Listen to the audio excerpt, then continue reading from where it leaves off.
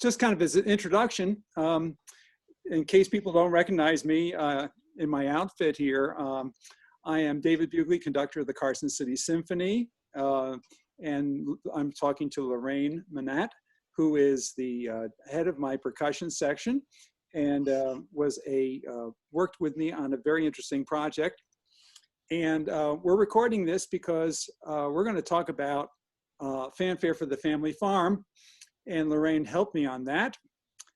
And I think a lot of people don't know that when you do a piece of music, now this is like a 4-minute piece of music, there's a lot of preparation that goes into it. And you and I took a special trip to Benson's Feed and Tack. You want to talk about that? What we did? Sure, yes. We went in there to find cowbells, buckets, scoops, or whatever we could find to substitute for the percussion that was called for this piece. And this is one of the, I think this light is too bright. This is one of the scoops that we tried to use, and it doesn't have a very nice tone. It's a little tinny. We had 3 sizes, and we gave up on that. And then we got some cowbells and buckets, which the owner, Jim Benson, let us borrow for this piece. I brought along a couple of cowbells also to demonstrate some of the differences. Yeah, you know, I think people think, oh, cowbell, you know, but it can be a lot different depending upon what you have. So if you don't mind, I'm just going to do my best demonstration. This is like a Latin percussion one. It's got a little rubber or plastic piece at the edge.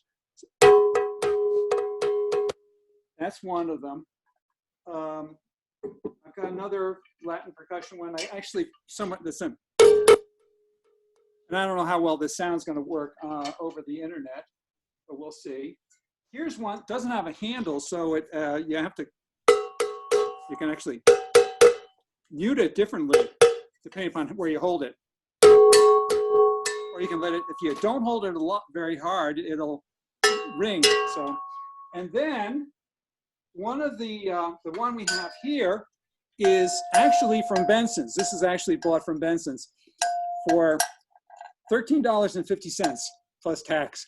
And this is an authentic cowbell with a little clinger thingamajig in the middle.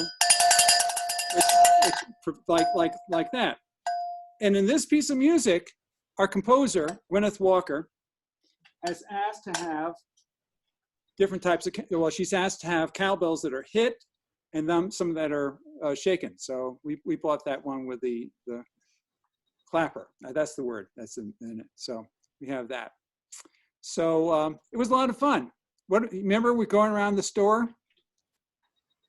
We went around and I think we were hitting things, and then finally the people in the store were kind of wondering what we were doing.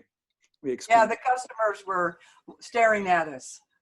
And we ended up with, what, about 4 buckets that we borrowed and used in this percussion section.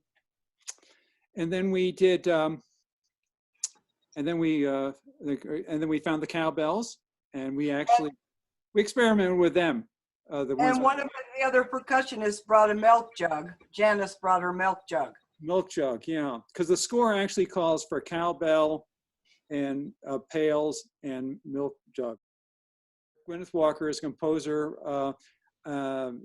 who's originally from Connecticut, moved to Vermont, and actually lived on a farm and in Vermont, along with cows. And animals appear a lot in her compositions, even though her music's been played at Carnegie Hall and some serious places. I think I mentioned to the percussion section that we were going to feature them prominently. And if you take a look at the video after this, we have from left to right on the screen, it would be Wendy Young, Will Caglia, Mickey Kierstead, who's been playing with us for a long time. Lorraine, you're on what we would call the trap set, which is a sit-down thing. And then we have Janet, closest to me, on the milk Jug.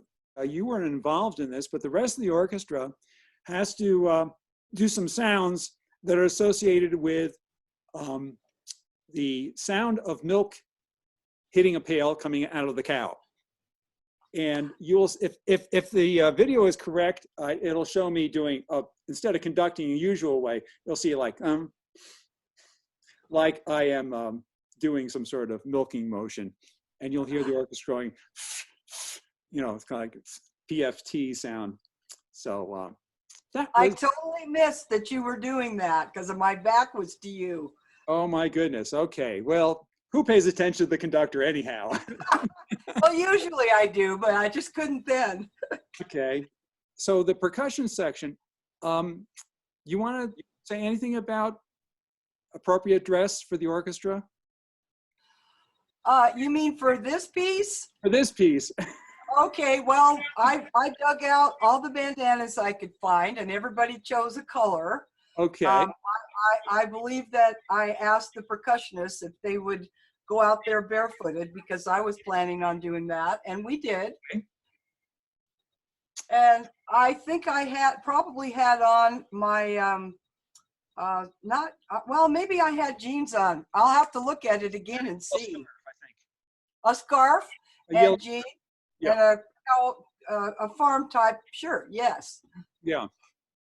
So you know, this orchestra is one that likes to have fun. You're actually more of a farmer than I am. I mean, you've got what, a mule and what, 4 acres? A donkey and chickens and a goose. I was thinking about bringing the goose to the performance, but I thought that was going a little too far if I surprised you with it. Yeah, I think so. Yeah, it's hard to get animals to squawk on cue. Yes. Yeah, and that wasn't in the score. But yeah, we did have a sheep though. I think we had like a teddy bear type sheep. A stuffed sheep, yes. Stuffed sheep. Yeah, that was it shows up a little bit in the film. Well, thank you, Lorraine. Thank you for letting me give you a call.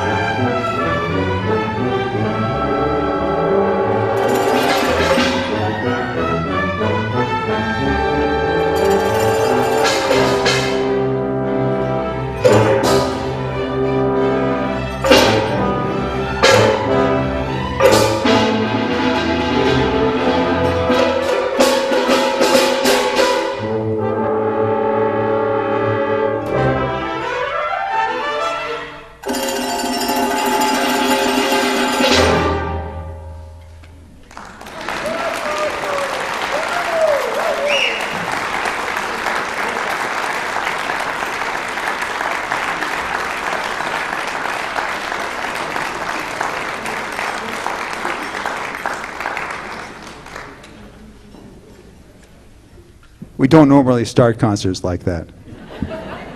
That's great. But thank you. It was a lot of fun putting that together.